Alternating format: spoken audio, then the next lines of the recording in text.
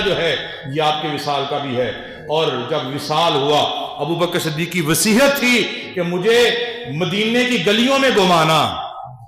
یہ نہیں کہ جیسے ہم مرتے ہیں ہمیں پتہ ہی نہیں ہوتا، ہم مرے پڑے ہوتے ہیں، لوگ اٹھاتے ہیں، اٹھا کے قبرستان میں جا کے دفن کر دیتے ہیں۔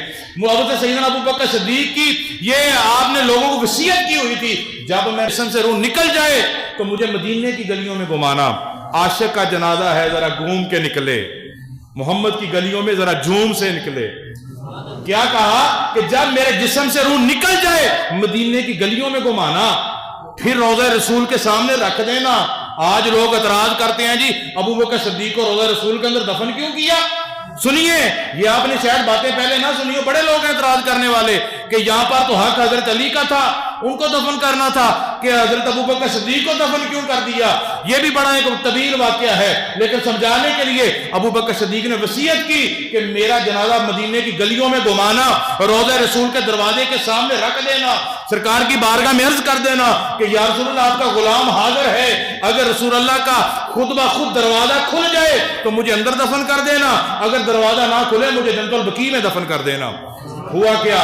وقت آیا، آپ کے جسم سے روح پرواز کی، حضرت سیدنا ابو بکر صدیق کو چارپائی پہ اٹھایا، جنازہ مدینے کی گلیوں میں گھوم رہا ہے، لوگ دیکھ رہے ہیں، اپنے بھی دیکھ رہے ہیں، بیگانے بھی دیکھ رہے ہیں۔ پھر روضہ رسول کے سامنے حضرت سیدنا ابو بکر صدیق کا جنازہ جا کے رکھ دیا گیا۔ عرض کی کہ یا رسول اللہ آپ کا غلام حاضر ہے، کتابوں کے اندر باتیں موجود ہیں، تحریریں یہ بتاتی ہیں کہ جب دعا کی اللہ کی قدرت سے رسول اللہ کے دروازے کا کنڈا جو تھا، وہ لاگ لگا ہوا جو تھا، وہ کنڈی جو تھی وہ فوراً کھلی، دروازہ کھل گیا اور آواز کیا آئی کہ اب یار کو یار سے ملا دیا جائے، اب یار کو یار سے ملا دیا جائے۔ اور آج بھی حضرت سیدنا ابو بکر صدیق روضہ رسول کے اندر، پہلو رسول کے اندر دفن ہے، اور ہم سب مسلمانوں کے عاشقوں کے وہ پہلے مسلمین جو خلیفے ہیں حضرت سیدنا ابو بکر صدیق ہیں۔